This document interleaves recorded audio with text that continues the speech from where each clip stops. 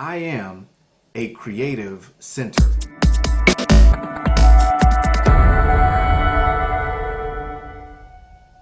Hi everyone, Antonio Thornton. Today is February 11th, day number 42 of 365 Science of Mind. And today's lesson is I am a creative center.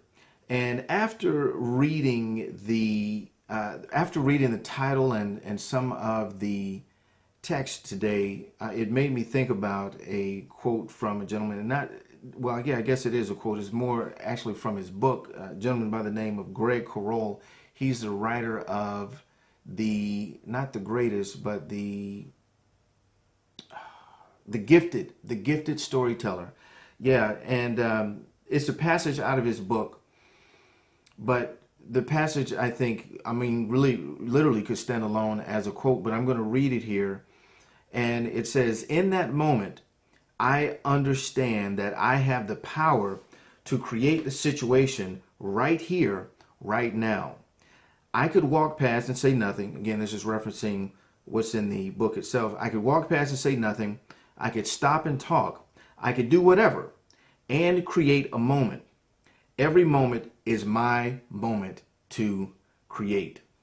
And you'll see how that fits into this lesson for today.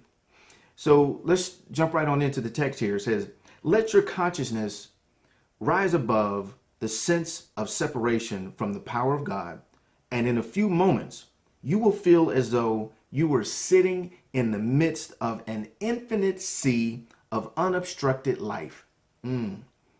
This place in mind where you are now is the source of all action, the center of all creativity." And further down, and I love this portion here, and I'll come back to explain why. It says, "Just as a plant turns to the sun, your thoughts turn to the power and draw it down through your being, causing it to manifest through your word. In this act, you are not losing your identity. You are more intensely self-conscious than," and this is a typo here, but self-conscious than ever before. But you are conscious in a larger, less obstructed manner.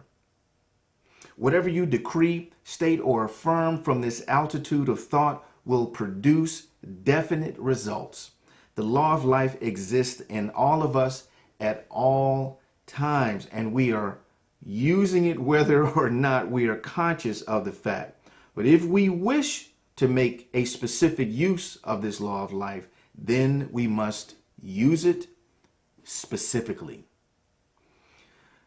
Lot of great stuff in this lesson here. And just kind of starting off really at the very first sentence here, "Let your consciousness rise above the sense of separation from the power of God."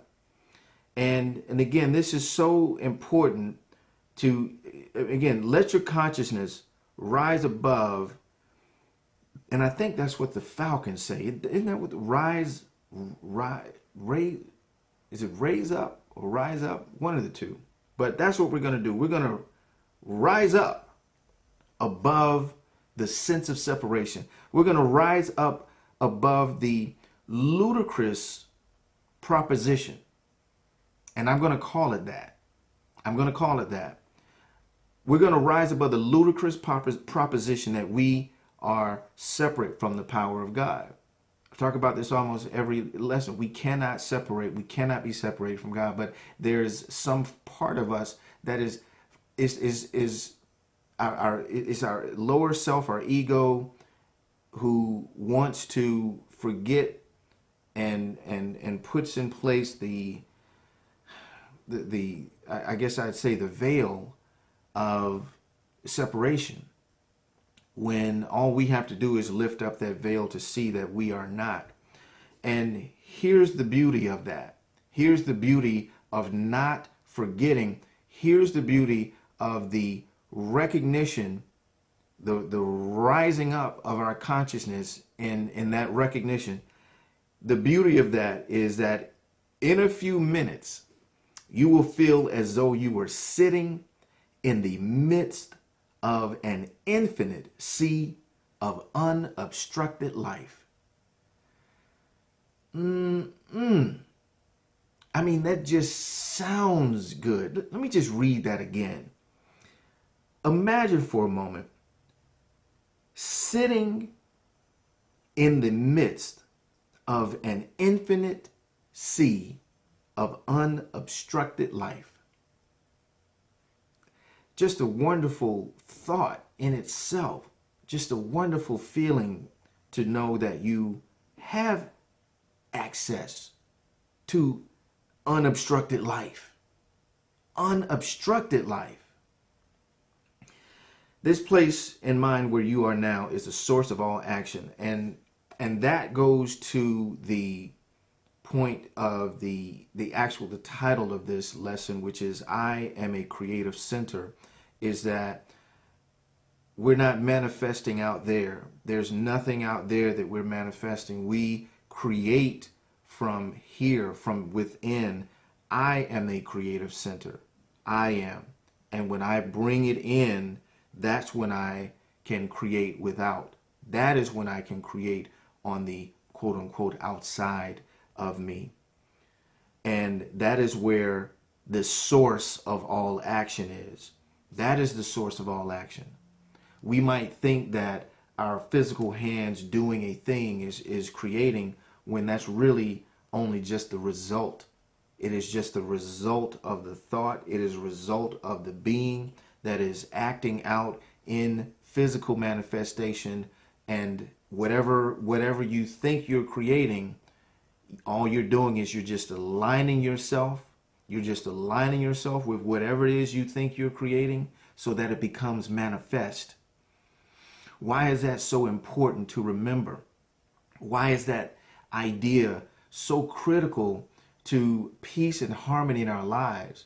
Well, it takes the onus off us, that we don't have to go out and do a thing. Now, there is action required.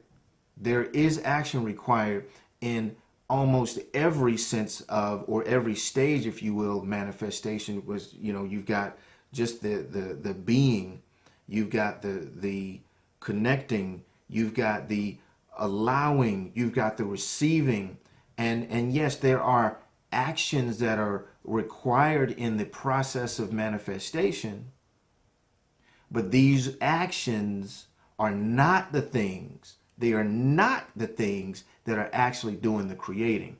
That's why that is so powerful.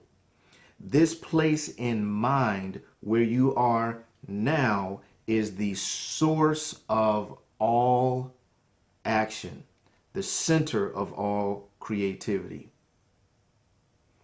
And let's jump back over to the quote that I read earlier. In that moment, I understand that I have the power to create the situation right here, right now. And again, this is out of his book, Greg's book. But think about how applicable this story is. This short explanation is to our lives. I could walk past and say nothing.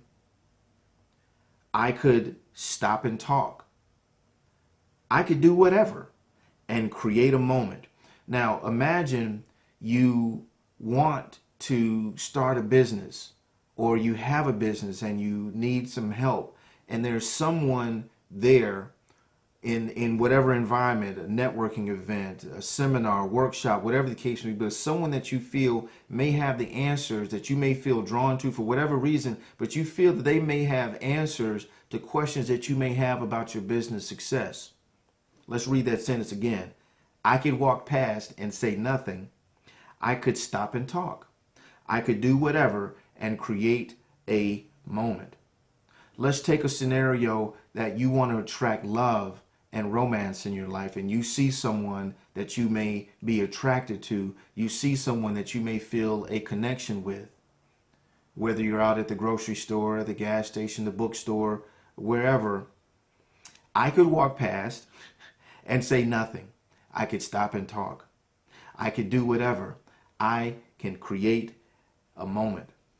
So think about how applicable that is that you can create a moment at any given time. Because why? You are the center of creativity. And what is the title today? I am a creative center. I am a creative center. Now, let's get to this next line, which I think is so huge. Just as a plant turns to the sun, your thoughts turn to the power and draw it down through your being, causing it to manifest through your word. So imagine, if you will, and I'll just tell you real quickly, there's an experiment that I did in the E Squared book.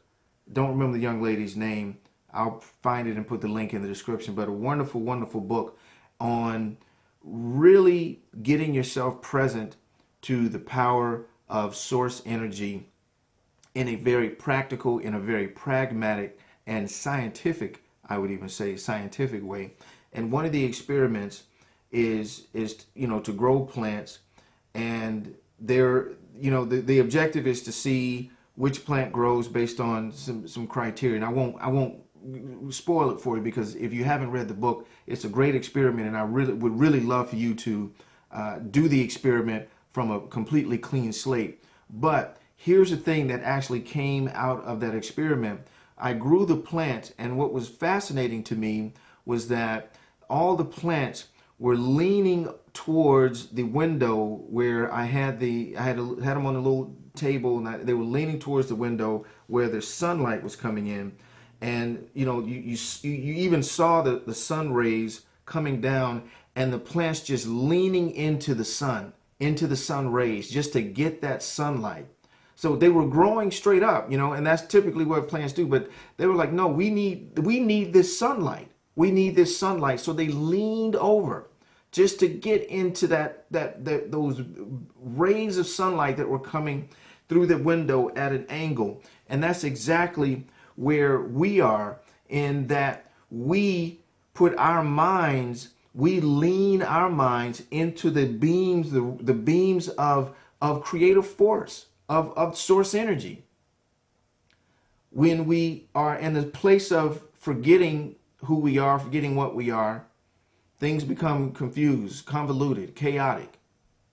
But when we remember, we're leaning now into those beams. We're leaning into those beams of source. And it says, just as a plant turns to the sun, your thoughts turn into the power and draw it down. And what do plants do?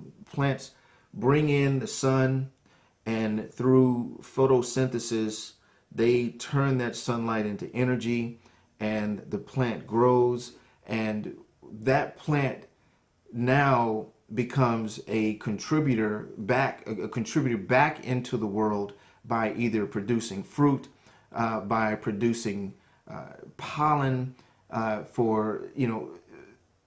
or producing beauty. Think about that. Think about that. The plant leans into the sun rays, draws it down, and through the plant's being, it allows that sun to manifest through it back into the world, manifesting whatever that plant's job is. Again, whether it's to produce fruit, whether it's to produce pollen to further pollinate, whether it's to produce food for humans or insects, or again, even something as simple but wonderfully profound as beauty. And that comes from leaning into that sun. We have that exact same photosynthesis like experience, where when we lean into Source. Source now allows, we draw down that energy through our being and cause it to manifest back into the world, whatever it is we desire. Whatever it is we desire. Whatever it is we desire. But it is our job to lean. And that leaning is remembering. Now, I want to make mention to a couple of other things that I feel are really important here, because I mentioned ego earlier, and how our lower self gets in the way of the remembering, of the knowing that we are source, that source is us. And you'll hear those who talk about dropping the ego and setting the ego aside and letting go of the ego. And some feel that in that process they're losing themselves. And you can almost say to a certain degree that is true. But the real beauty of it is you're just lifting the veil. That's really all you're doing. You're lifting the veil. You're not losing yourself. And as it says here, you, in this act, you are not losing your identity. What you're doing, you are more intensely self-conscious than ever before. And I would even have to say, and there's a typo here with the word every, for those of you who are following along. It says you are more intensely self-conscious than every before, but that word should be ever. That's what makes more sense there. But I'm also going to take it upon myself to correct this word self-conscious. I think that should be a capital S, to be honest with you, because you are becoming more intensely self-conscious of your higher self than ever before. You're conscious in a larger, less obstructed manner. You are conscious in a larger and less obstructed manner. And just as in the passage from Greg's book, this next sentence, whatever you decree, state, or affirm from this altitude of thought, you will produce definite results. It will produce definite results. The law of life exists in all of us at all times, and we are using it whether or not we are conscious of the fact. We are consciously creating or unconsciously creating all of the time. All of the time. And if we wish to make a specific use of the law of life, then we must use it specifically. We must use it specifically. Leaning into the rays, leaning into source, and allowing source to manifest through your word back into the world, whatever it is you desire, whatever it is you affirm from yourself, from that place, from that center, that creative center. Woo! Woo! All right.